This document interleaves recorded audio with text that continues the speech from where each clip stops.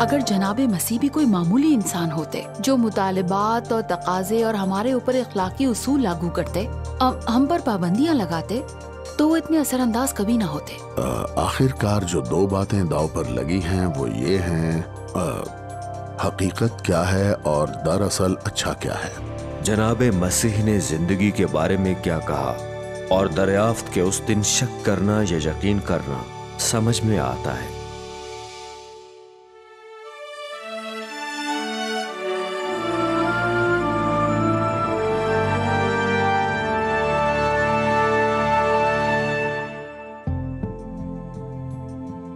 آج اسرائیل کے گولن کی بلندیوں پر آنے والے زائرین یہاں یہ دیکھنے کے لیے آئے ہیں کہ 2000 سال پہلے زندگی کس طرح گزری تھی۔ آتش فشاں چٹان کی تعمیر یہ قدیم مسیحی گاؤں کی بحالی ہے جو کارٹرین کہلاتا ہے۔ مرکزی ڈھانچہ عبادت خانہ تھا جس کے چاروں طرف قریب سے جڑی عمارتیں تھیں۔ جدید سہولیات کے بغیر اس معاشرے میں زندگی اتنی ہی زندہ ہے جس طرح دوسرے ہزاروں سالوں سے جی رہے تھے۔ پہلی صدی کے رومی قبضے سمیت یہ ان تنگ دست اور مشکل وقتوں میں تھا جس میں استاد جناب مسیح نے کہا تھا کہ وہ زندگی کو ایک نیا معنی بخشنے آئے ہیں۔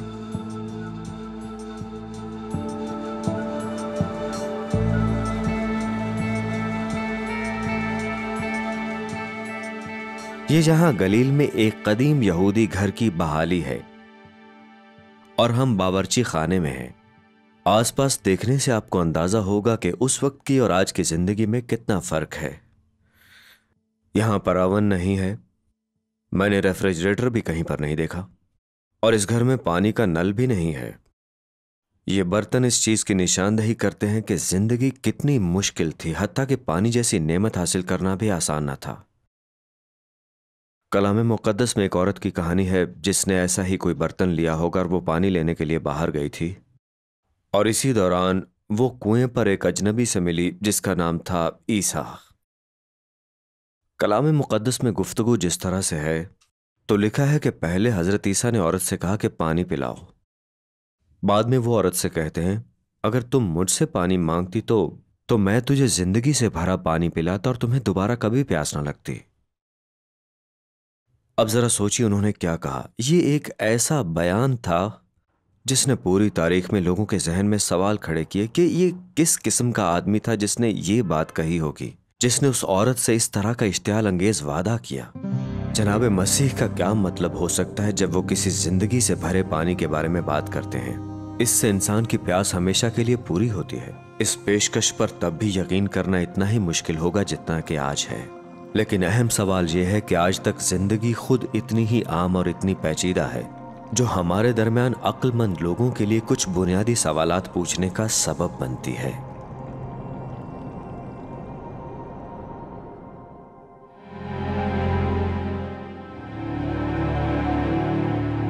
آخر کار جو دو باتیں داؤ پر لگی ہیں وہ یہ ہیں، حقیقت کیا ہے اور دراصل اچھا کیا ہے۔ یہ دونوں بنیادی سوالات ہیں۔ حقیقت کا سوال ایک بار پھر نفیس الحیاتی چیز بالکل نہیں ہے، بلکہ سوال یہ ہے کہ میں کس پر بھروسہ کروں، اور اگر میں غلط ہوں تو کیا کروں گا۔ تو جناب مسیح زندگی کے بارے میں کیا کہہ رہے تھے؟ اس کا کیا مطلب تھا جب اس نے اتنی ساری باتیں کہیں جو سچ سمجھنے میں بہت اچھی لگیں؟ جب اس نے کہا تو وہ کیا پیش کرنے کا دعویٰ کر رہا تھا؟ زندگی کی روٹی میں ہوں، جو میرے پاس آئے وہ ہرگز بھوکا نہ ہوگا، اگر کوئی پیاسا ہو تو میرے پاس آ کر پیے۔ ایک اور موقع پر اس نے کہا اگر تم مجھ میں قائم رہو اور میری باتیں تم میں رہیں تو جو چاہو مانگو وہ تمہارے لیے ہو جائے گا۔ پھر ایک دوسرے موقع پر کہا قیامت اور زندگی میں ہوں، جو مجھ پر ایمان لاتا ہے گو وہ مر جائے تو بھی زندہ رہے گا۔ ہم ایسے وعدوں کو بھی کس طرح سمجھنا شروع کریں گے؟ اس میں ایسی زندگی شامل ہے جو اب شروع ہوتی ہے اور ہمیشہ کے لیے رہے گی۔ اگر ہمیں ایسا لگتا ہے کہ یہ ہمارے جاننے کی صلاحیت سے باہر ہے، اور بہرحال جناب مسیح ایک طویل عرصہ پہلے رہے، جو کچھ جناب مسیح نے کہا وہ دعویٰ کیا تھا، اس کو جانچنے کی ضرورت ہے۔ اس کے ساتھ ساتھ دوسرے تمام اختیارات کے ساتھ بھی اس کی آزمائش کی ضرورت ہے۔ اس زندگی میں اپنی راہ تلاش کرنے کے لیے یہ دیکھنا ہے کہ اصلیت کیا ہے۔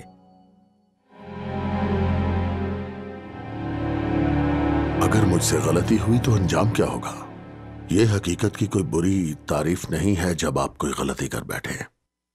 اور حقیقت کیا ہے؟ میں اپنی زندگی میں جس چیز پر اعتماد کر سکتا ہوں اس کا تعین کرتے ہیں کہ اچھا کیا ہے، کیونکہ جو اچھا ہے یا مطلوبہ ہے اور جس کا مجھے تعاقب کرنا چاہیے، یہ ایک ہی سوال کرنے کے بہت سے طریقے ہیں جو سب حقیقت پر منحصر ہیں۔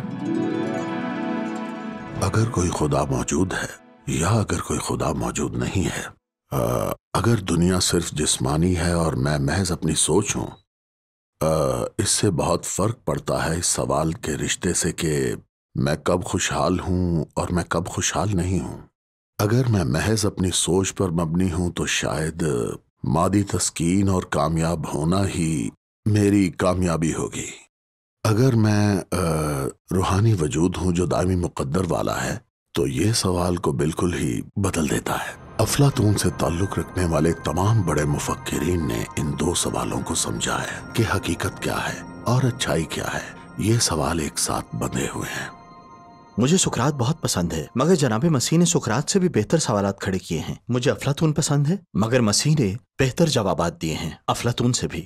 انہوں نے ان تمام سوالات کے اطمینان بخش جوابات دیے جو ان لوگوں نے کیے، جو آسان نہ تھے، اور انہوں نے اس کا جواب صرف اپنے الفاظ سے نہیں بلکہ اپنی سہجتی زندگی سے دیا۔ سچ کیا ہے؟ یہ واقعی ایک مشکل سوال ہے، اور اس کا جواب ان جملوں میں دیا جائے گا جو صحیح یا غلط ہو سکتے ہیں، لیکن یہ بھی زندگی گزارنے کے قابل ہے۔ اور جناب مسیح نے دونوں کام کیے ہیں۔ اس نے پہاڑ پہ دیے جانے والے اپنے مشہور خطبے کی طرح ہر جگہ پر پیغام دیا، جہاں اس نے بات کی تھی کہ واقعی خوش ہونے کا اصل مطلب کیا ہے، کہ انصاف کے لیے اور بہتری کے لیے اور خدا کے لیے خود کو اور دنیا کو بدلنا حقیقت میں کیسا ہوتا ہے، کیا محسوس ہوتا ہے۔ اور اس نے وہی زندگی گزاری۔ وہ قربانی دینے پر رضامند تھا، وہ دشمنوں سے محبت کرنا چاہتا تھا، وہ دوسرا گال آگے لاتا تھا، وہ مضبوط رہنا چاہتا تھا جب باقی سب لوگ بھاگ رہے تھے۔ تو دنیا میں بہت سارے فلاسفرز ہیں جن میں سے بہت سارے مجھ سے کہیں زیادہ ذہین تھے، مگر دنیا میں ایسا کوئی بھی فلاسفر نہیں ہے جسے میں جناب مسیح سے زیادہ ذہین سمجھ سکوں۔ جناب مسیح میرے خیال میں سب سے زیادہ ذہین انسان تھے، مگر جو چیزوں نے باقی سب سے منفرد کرتی ہے، یعنی باقی فلاسفہ سے، وہ یہ تھی کہ جو کچھ بھی انہوں نے کہا اسے جی کر بھی دکھایا۔ وہ اپنے عقائد پر پورا یقین رکھتے تھے، موت کی حد تک، اور یہ وہاں ختم نہیں ہوا بلکہ زندگی میں۔ لیکن اس کا کیا مطلب ہے کہ جناب مسیح کی موت زندگی میں ختم ہو جاتی ہے؟ اور اگر یہ دعویٰ ہے کہ جس سے ہمیں معجزات پر یقین کرنے کی ضرورت ہوتی ہے، تو ہم اس طرح کے دعووں کو کیسے سمجھیں؟ ان کے معاملے میں فرق یہ ہے کہ انہوں نے اپنے سب وعدوں کو پورا کیا مردوں سے جی کر۔ مسیحیوں کا ماننا ہے کہ اس بات کے لیے ان کے پاس ثبوت بھی ہے۔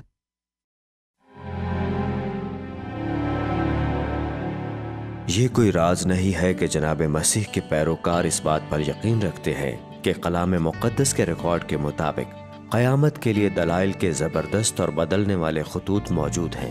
اس سے ساکھ ملتی ہے کہ جناب مسیح نے زندگی کے بارے میں کیا کہا۔ لیکن کیا ہوگا اگر کوئی کلام مقدس کو بطور حقیقت قبول کرنے کے لیے تیار نہیں ہے؟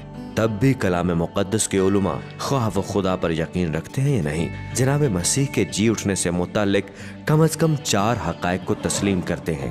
پہلا، جناب مسیح کو رومی حکام نے مصلوب کیا۔ دوسرا، شاگردوں کے پاس تجربات تھے کہ وہ یقین کرتے ہیں کہ جناب مسیح کی پیشکش شامل ہے، اور ان میں سے سب کے علاوہ ایک دراصل شہید ہو گیا۔ اس یقین کے لیے انہوں نے جناب مسیح کو اس کی موت کے بعد زندہ دیکھا ہے۔ تیسرا، پولس رسول ایک شکی کے طور پر اور جناب مسیح کے پیروکاروں کو ستانے والے کے طور پر شروع ہوئے، اور پھر اچانک اس نے یقین کر لیا کہ اس نے جناب مسیح کو زندہ دیکھا ہے۔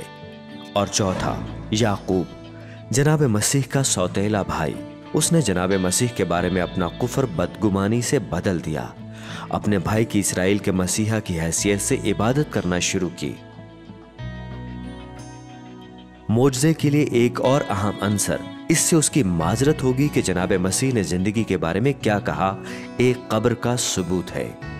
یہ گواہوں کا کہنا ہے کہ وہ 3 دن کے بعد خالی پائی گئی، اور یہ حقیقت کہ جناب مسیح کا بدن کبھی نہیں ملا۔ لیکن اگر ہم اس کو ثبوت کے طور پر قبول کرتے ہیں کہ قیامت سچی ہے، تو پھر اس سے ہمیں کیا پتہ چلتا ہے کہ جناب مسیح نے زندگی کے بارے میں کیا کہا؟ اکثر مذاہب کہتے ہیں کہ آپ محنت کرتے ہیں، کچھ اچھا کرتے ہیں اور نجات پانے کے لیے اپنے اندر بہتری لاتے ہیں۔ مسیحیت اس لیے منفرد ہے، اور جناب مسیح کا پیغام بھی منفرد ہے کہ نجات کا واحد راستہ ان سے ہو کر آتا ہے۔ حضرت یوحنا کی خوشخبری کے مطابق جناب مسیح نے پیش گوئی کی کہ موت کے وسیلے سے ہی وہ ان تمام لوگوں کے لیے زندگی کی پیشکش کرے گا جو اس پر یقین رکھتے ہیں۔ جب تم ابن انسان کو بلند کرو گے تب تم جانو گے کہ میں وہی ہوں۔ بس جناب مسیح نے ان یہودیوں سے کہا جنہوں نے اس پر یقین کیا تھا کہ اگر تم میرے کلام پر قائم رہو گے تو حقیقت میں میرے شاگرد ٹھہرو گے اور سچائی سے واقف ہوگے۔ حضرت یوحنا کی خوشخبری ایک ایسی عورت کی پریشان حال ماضی کی کہانی بھی بتاتی ہے جس نے جناب مسیح کی زندگی کے بارے میں باتوں باتوں پر یقین کر لیا۔ اس کے مطابق جناب مسیح نے جدید فلسطینی شہر نابلس کے قریب کلام مقدس کے سامریہ کے علاقے میں حضرت یعقوب کے کنویں کے پاس اس سے ملاقات کی، وہ کنواں جو یہودیت کے بانی باپ دادا میں سے ایک نے کھودا تھا۔ بہت سے طریقوں سے یہ عورت شاید غیر متوقع پیروکار کی طرح دکھائی دیتی ہے۔ وہ ایک سامری برادری کی رکن تھی جن کو اپنے غیرت مند پڑوسیوں سے مسئلہ تھا۔ اس کے علاوہ اس نے 5 بار شادی کی تھی، اور اب وہ ایک ایسے شخص کے ساتھ رہ رہی تھی جو اس کا شوہر نہیں تھا۔ جناب مسیح نے اس عورت سے پانی پینے کے لیے روایت توڑ دی اور پھر ایک دلچسپ پیشکش بھی کی، ایک ایسی پیشکش جسے سچ سمجھنا شاید بہت ہی مشکل تھا۔ اگر تو خدا کی بخشش کو جانتی اور یہ بھی جانتی کہ وہ کون ہے جو تجھ سے کہتا ہے مجھے پانی پلا، تو اسے مانگتی اور وہ تجھے زندگی کا پانی دیتا۔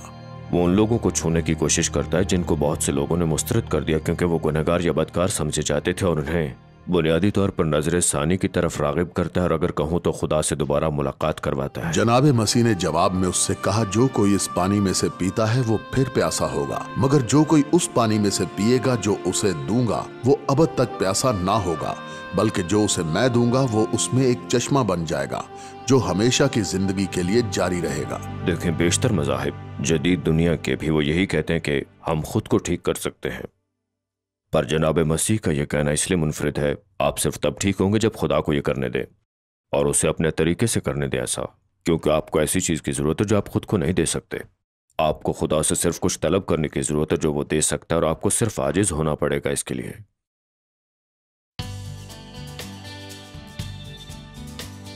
یہ پانی صاف ہے، آپ پتھروں کو واضح طور پر دیکھ سکتے ہیں، اور پھر آپ افق کی طرف دیکھتے ہیں۔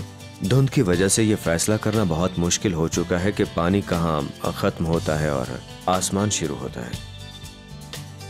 یہ علاقہ گلیل کے سمندر کا علاقہ ہے۔ نئے عہد نامے کے مطابق اس جگہ کو جناب مسیح اور حواری اچھی طرح جانتے تھے۔ یہی وہ خطہ ہے جس میں جناب مسیح نے ہمیشہ کے وعدے کیے، جیسا کہ ہمیشہ کی زندگی کا وعدہ جس نے سالوں کے دوران ہر طرح کے سوالات اور شکوک و شبہات کو جنم دیا ہے، نہ صرف اپنے پیروکاروں میں بلکہ ان کے بیچ بھی جو اس پر یقین نہیں رکھتے ہیں، اور جو مرد و خواتین آج ہم سے سن رہے ہیں اور ان مسائل میں وزن دینے کے لیے اپنی زندگی کا ایک بہتر حصہ دے دیا ہے، یہ سوچتے ہوئے کہ زندگی کا تحفہ کیا تھا جس کا جناب مسیح نے وعدہ کیا، اور اس قسم کے بہت سے سوالات جو دوسرے لوگوں نے اس بارے میں پوچھے ہیں۔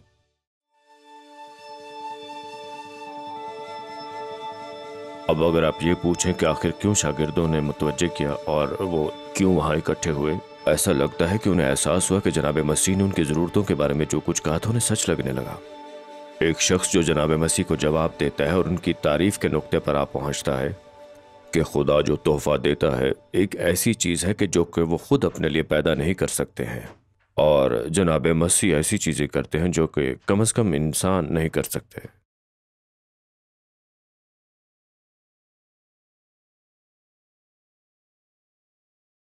کسی نے یہ بات کی ہے کہ حقیقت میں مجھے اس بات پر یقین ہے کہ جیسے ان الفاظ کا ایک قسم کا ارسطو کے منہ سے نکلنا تھا، کہ اگر آپ اپنی زندگی کو تخلیق کے دانے کے خلاف گزاریں گے تو آپ لازماً پابند ہوں گے، یا جیسا کہ ایک اور ہم عصر فلسفی نے کہا ہے کہ در حقیقت جب آپ کوئی غلط کام کرتے ہیں تو آپ اس سے ٹکرا جاتے ہیں، اور اس وجہ سے تخلیق کا اناج یا جس میں آپ جڑ جاتے ہیں جب کوئی آپ غلط کام کرتے ہیں، لہٰذا دنیا ایسی ہی ہے، یہ فطری قانون ہے، اور یہ آپ کو خطرے میں ڈال دیتا ہے جب آپ کو یہ معلوم نہیں ہوتا کہ یہ کیا ہے اور آپ کی زندگی اس کے مطابق نہیں ہوتی۔ حقیقت یہ ہے کہ حماقت شاید بہترین ہے اس قدرتی قانون کے برخلاف۔ ایک طرح سے زندگی گزارنے کی یہ سب سے بہترین تعریف ہے کہ اس کے ساتھ میل جول سے رہا جائے۔ اگر جناب مسیح کا دنیا کے بارے میں یہ نظریہ تھا، جس کو میں مسیح کے عالمی نظریے کے نام سے پکاروں گا، جو کہ سچ ہے، تب بھی اس سے انکار کرنے والے لوگوں کو دنیا میں رہنا ہوگا۔ تو اگر اس نظریے سے وہ انکار کرتے ہیں تو ان کی زندگیوں میں ایک بہت بڑا تضاد آ جائے گا، جس نظر سے وہ دنیا کو دیکھتے ہیں اور جو کہ اس مادی دنیا کی اصل حقیقت ہے۔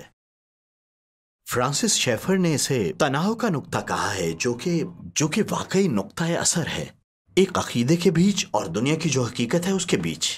ایک شخص نے مجھ سے کہا کہ حقیقت وہ ہے جس کو آپ سنجیدگی سے نہیں لیتے ہیں۔ اوکے، یہی نظریہ یہاں ہے۔ تو میری اپنی زندگی سے ایک بڑی مثال 50 اور 60 کی دہائی میں پروان چڑھنا یونیورسٹی میں ثقافت کے خلاف تحریک میں ایک مضبوط اخلاقی وابستہ شخص تھا۔ چنانچہ ایک نظریہ ہے کہ معروضی طور پر کوئی صحیح غلط نہیں، لوگوں کی رائے ہوتی ہے، پر یہ ان کا نظریہ ہے، اور لوگ اپنے نظریات اکٹھے کرتے ہیں آئس کریم کے فلیورز کی طرح۔ یہ ایسے ہی چلتا ہے۔ لیکن اسی اثنا میں کہ جب میں اخلاقی نسبت کو فروغ دے رہا تھا، میں ویتنام کی جنگ کے خلاف احتجاج کر رہا تھا۔ میں جنگ کے خلاف کیوں نکلا تھا باہر؟ کیونکہ میرے خیال میں جنگ بہت بری چیز تھی۔ ایک منٹ، ایسا کیسے ہو سکتا ہے کہ دنیا میں کوئی معروضی اخلاقیات موجود نہ ہو لیکن پھر بھی جنگ معروضی طور پر برائی ہو؟ اس کا جواب ہے ایسا نہیں ہو سکتا، یہ ایک تضاد ہوگا، اور یہی تضاد میرا نقطہ تناؤ تھا۔ جب آپ دیکھتے اور موازنہ کرتے ہیں مسیحیت کا دوسرے مذاہب سے، تو آپ دیکھیں گے کہ مسیحیت ہماری سمجھ میں آتی ہے کیونکہ یہ کہتی ہے اصلیت کیا ہے اور اس کا عقلی جواز دیتی ہے ہمیں۔ جب یہ زندگی کی حقیقتوں کے بارے بات کرتی ہے، مصائب، برائی، گناہ، زندگی، موت اور پھر نجات، ان نظریات کا موازنہ کیجئے دوسرے نظریات کے ساتھ اور دیکھیں، فیصلہ کیجئے کہ کیا یہ ایک عقلی جواز بخشتی ہے اس مسیحی عقیدے کے لیے۔ اگرچہ جناب مسیح نے کبھی گھر سے دور سفر نہیں کیا تھا اور کبھی کتاب نہیں لکھی تھی، دنیا بھر کے لوگ زندگی کے بارے میں جو کچھ کہتے ہیں اس پر یقین کرتے ہیں اور زندگی کے تحفے کو جو وہ پیش کرتے ہیں اسے قبول کرتے ہیں۔ مجھے ایک ای میل ملی، زیادہ عرصہ نہیں ہوا۔ اس نے کہا کہ میں ملحد ہوں اور خدا پر یقین نہیں رکھتا، مگر میں مسیح کی تعریف کرتا ہوں۔ اس نے کہا میں مشرقی عالم کی بہت عزت کرتا ہوں۔ خیر، میرے دل میں مشرقی عالم کے لیے بے حد رغبت ہے، اور جو آپ کرتی ہیں وہ بھی میں سراہتا ہوں۔ میں اس کے پاس گئی اور میں نے کہا، دیکھو، اگر جناب مسیح محض کوئی مشرقی عالم ہوتے جو ہمیں اصول و ضوابط دیتے تو ان کا اقوام عالم پر اتنا اثر کبھی نہ ہوتا۔ وہ محض ایک عالم ہوتے دوسرے لوگوں کی طرح۔ ان کے پاس پہلے ہی بہت لوگ تھے ایسے جو ہمیں اور اصول دے رہے تھے اور رسومات اور مانگیں کرتے کہ زندگی کو کس طرح اچھا بنایا جائے۔ ایسے لوگ پہلے بھی تھے۔ جناب مسیح کی تعلیم کے اثرات اور دوبارہ جی اٹھنے کی اطلاع نے حقیقت میں دنیا کو تبدیل کیا۔ رومی سلطنت نے اپنے بہت سے معبودوں کی پوجا ترک کر دی اور بہت سے لوگوں نے جناب مسیح کو خدا کا اکلوتا بیٹا کہا۔ کیلنڈر بدل گیا، ایک نیا زمانہ آنے کو ہے جہاں جناب مسیح کی زندگی کے وعدے نے اب اور ہمیشہ کے لیے امن کی امید دے دی ہے۔ لیکن جناب مسیح نے اتنا دیر پا اثر کیوں ڈالا؟ ہم سب جانتے ہیں کہ اچھا بننے کے لیے کیا کرنا ہوتا ہے، اور اگر جناب مسیح بھی ایسے ہی ہوتے جو مزید اصولوں کا اور ضرورتوں کا پلندہ سامنے رکھتے، ہم پر ایک نئی اخلاقیات تھوپتے، تو وہ اتنے اثر انداز کبھی نہ ہوتے۔ جناب مسیح اتنے اثر انداز اس لیے ہیں، انہوں نے کہا اخلاقیات آپ کو بچا نہیں سکتے، ہماری زندگیوں کا حل اس میں مضمر نہیں ہے۔ زندگی کا حل یہ ہے کہ جناب مسیح کو خدا نے خود زمین پر بھیجا، یعنی انسان کے روپ میں آیا وہ، اور وہ خود ان مشکلات میں سے گزرا جو کہ ہم پہ آنے والی تھی کیونکہ ہم نے اخلاقیات کے قانون کو توڑا۔ دوسرے الفاظ میں انہوں نے کچھ ایسا عمل کیا جو ہمیں خدا سے جوڑتا ہے۔ کلام مقدس کی سب سے مشہور آیتوں میں سے ایک میں जनाब मसीह ने खुदा की तरफ से अपने मिशन की वजाहत की। क्योंकि खुदा ने दुनिया से ऐसी मोहब्बत रखी कि उसने अपना इकलौता बेटा बख्श दिया ताकि जो कोई उस पर ईमान लाए हलाक ना हो बल्कि हमेशा की जिंदगी पाए। और सिर्फ मसीहियत में ही खुदा दर हकीकत नीचे आता है। बाकी मज़ाहिब के अकीदे में आपकी दुआएं ऊपर की तरफ जाती हैं। ये शिद्दत से ढूंढने और सोचने पर वापस चला गया, और ये सोचना कि ये आप खुद कर सकते हैं, क्योंकि किसी वजह से बहुत से लोग ये खुद करना चाहते हैं। मगर सिर्फ मसीहियत में ही खुदा हमारे लिए जमीन पर आता है, जो बहुत ज्यादा है। और वो सिर्फ जमीन पर नहीं आया था, वो खुदा जनाब मसीह में नीचे आए थे। देखें, हर मजहब बुनियादी तौर पर कहता है कि कोई मसला जरूर है, हम में और खुदा के बीच में कोई खलीज है, हमें फहम की जरूरत है। देखिए, जब हमें कोई मसला दरपेश होता है तो हम बैठते हैं उसके हल के लिए, ठीक है। आपको ये खुसूसी ग़िज़ा लेना ज़रूरी है, आपको इन उसूलों पर अमल करने की ज़रूरत है, आपको ये रसूमात करने की ज़रूरत है, आपको कुछ ना कुछ करने की ज़रूरत है। वो सब बताते हैं आपको क्या करना है। वो सब आपके ऊपर मज़ीद जिम्मेदारियां और नई ज़रूरतों का बोझ डाल रहे हैं। मसीहियत वो वाहिद मजहब है जो कहता है कि खुदा ने क्या किया इस खला को भरने के लिए, रिश्ते को फिर से जोड़ने के लिए, मसले को ख़त्म करने के लिए। ये वाहिद मजहब है जिसमें खुदा ने अपने ऊपर जिम्मेदारी ली और वो खुद जमीन पर आया, उसने हमारे लिए हमारे मसाइल को हल किया। जो हम अपना मसला हल नहीं कर सकते, हमारे बस में कुछ नहीं, और ये खुदा ने खुद किया। मसीहत की ये चीज़ मुनफरिद है, और मसीह भी इसलिए मुनफरिद हैं। अगर वो सिर्फ एक आम मशरकी आलिम थे तो क्यों यकीन करें हम हर तरह के सुनहरी उसूलों को जानते हैं, लेकिन हम लोग मानते नहीं हैं। हम सब जानते हैं अपनी अदम अहलियत, जुर्म, एहसास कमतरी और इस तरह का एहसास। हम सब अच्छी तरह जानते हैं कि जो हमें नहीं करना चाहिए वो नहीं करना। बहुत से लोग हमें ये बता रहे हैं, हमें ये नहीं चाहिए। मसीहत में मुनफरिद बात ये थी कि ये एक और उसूलों का मजमुआ नहीं था, ये एक हाल था। ये नहीं कहता कि आप क्या करते हैं, बल्कि खुदा ने आपके लिए क्या किया। जब लोग जनाब मसीह के बारे में पढ़ते हैं तो उन्हें एक सरप्राइज मिलता है। वो ये कि हकीकतन मालूम होता है गरीबों पर बहुत कम जोर दिया गया है, और एक दूसरे से मोहब्बत करने पर भी वो इसमें है। वो बहुत अहम है, मगर वो मरकजी ख्याल नहीं है। जनाब मसीह ने ये नहीं कहा कि मैं आया हूँ गरीबों के लिए। उन्होंने कहा कि मैं उस खोई हुई चीज को तलाश करने आया हूँ, उसे बचाने के लिए आया हूँ, बहुत से लोगों के लिए अपनी जान का फिदिया देने और गुनाहगारों को तौबा की तरफ बुलाने के लिए। जब गुनाहगार तौबा करते हैं तो गरीबों की देखभाल भी करते हैं। ये उसका नतीजा है, लेकिन उनके आने की वजह नहीं।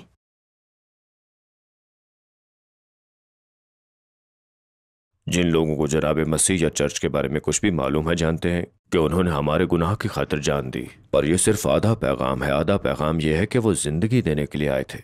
वो कसरत से ज़िंदगी देने आया था, और ये कि जुज़वी तौर पर एक ऐसी बाइख्तियार ज़िंदगी देने जो जनाब मसीह की रिफ़ाक़त के तोहफे के साथ आती है, और जिसमें खुदा वो अहलियत देता है जो कि हम में पहले मौजूद नहीं। जॉन की खुशखबरी के मुताबिक जनाब मसीह ने रूहुल कुद्स भेजने का वादा किया था ताकि वो जिस तरह की जिंदगी की पेशकश करता है वो मुमकिन हो सके। लेकिन मददगार यानी रूहुल कुद्स जिसे बाप मेरे नाम से भेजेगा, वही तुम्हें सब बातें सिखाएगा, और जो कुछ मैंने तुमसे कहा है वो सब तुम्हें याद दिलाएगा। मैं तुम्हें इत्मीनान दिए जाता हूँ, अपना इत्मीनान तुम्हें देता हूँ। जिस तरह दुनिया देती है मैं तुम्हें उस तरह नहीं देता। तुम्हारा दिल ना घबराए और ना डरे।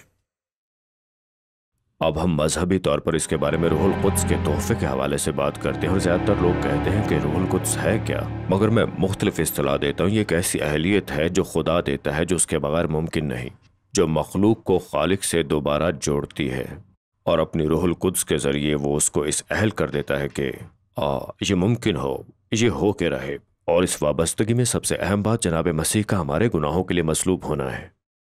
तो जनाब मसीह ने जिंदगी के तोहफे के बारे में जो कहा उस पर यकीन करना मुश्किल है। वैसे दरअसल इस सरजमीन के लोगों की कहानी कहती है कि हमेशा कुछ ऐसे लोग होंगे जो शक की वजह तलाश करेंगे, और कुछ ऐसे लोग भी हैं जिन्होंने कहा कि उन्हें मसीह पर यकीन है। कुछ लोग कहेंगे कि यह सिर्फ अकीदे की बात है, और दूसरे जो कि आज के लोगों की तरह हैं वो कहेंगे कि हाँ ये ईमान की बात है। लेकिन उनका मानना है कि हम सब के पास काफ़ी हद तक इस बात की मोहतात वजह है कि हम उस वादे पर गौर करें जो कि मसीह ने किया। लिहाजा अगर जिंदगी की अहमियत है और अगर जनाब मसीह ने जिंदगी के बारे में जो कहा वो सच है, تو اب فیصلہ ہمارا ہے کہ حقیقی اور اچھی زندگی کو قبول یا مسترد کریں، ایک ایسی زندگی جو اب اور ہمیشہ کے لیے ہمارے لیے فرق پیدا کر سکتی ہے۔